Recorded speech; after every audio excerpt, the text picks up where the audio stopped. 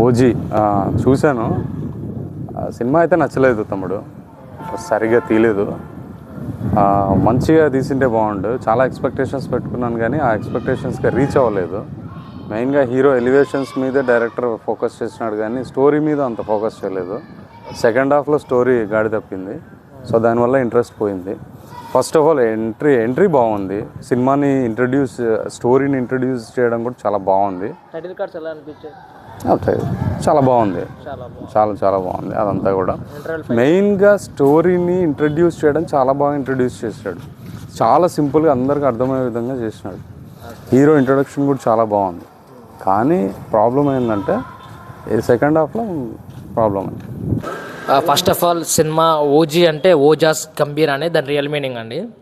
And cinema starting title cards చాలా బాగున్నాయి. So cinema start అవుతుంది ఈవెన్ చైల్డ్హుడ్ క్యారెక్టర్ నుంచి సత్యరాజు అండ్ మన సలార్లో ఉన్న ఆమె అండ్ విలన్ అందరూ హీరోయిన్ అందరూ ఇంట్రడక్షన్స్ అయితే ఉంటాయి. ఇంట్రడక్షన్ అయిన తర్వాత ఒక మధ్యలో ఫైట్ వస్తుంది, భారీగా ఉంటుంది ఫైట్. అయితే మొత్తం ఇదంతా బాగుంటుంది ఫైట్. అది అయిపోయాక ఇంటర్వల్ పెట్టేస్తుంది. ఆడ కొంచెం డిసప్పాయింట్మెంట్ అనిపించింది. సీన్ వల్ల డిసప్పాయింట్మెంట్ కాదు, అప్పుడే అయిపోయిందా అన్నట్టుగా అనిపించింది. ఇంటర్వెల్ తర్వాత పోలీస్ స్టేషన్లో ఒక సీన్ ఉంటుంది, పిచ్చా అసలు అదొక్క సీన్ మాత్రం ఫుల్ సాటిస్ఫై అయినా నేను అయితే. ఆ సీన్ మాత్రం బీభత్సంగా ఉన్నది ర్యాంపు.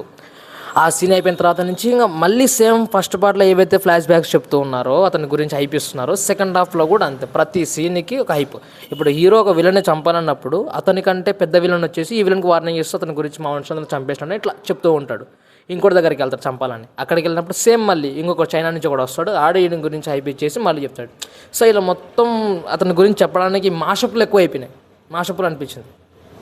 సో ఫ్యాన్స్కి అయితే ఫుల్ లైఫ్ ఇస్ట్ ఫిల్మ్లే.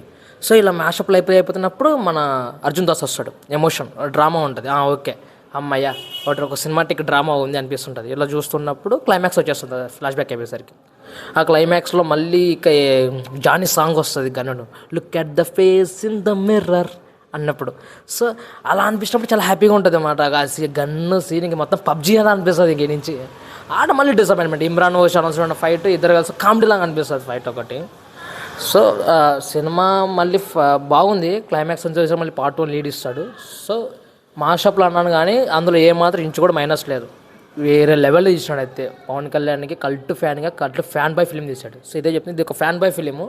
సో ఫ్యాన్స్ మాత్రం ఫుల్ లైఫ్ ఇస్ట్ ఫిలిం, ఇది ఫుల్ ఎంజాయ్ చేయొచ్చు ఈ సినిమాని అయితే. Thank you.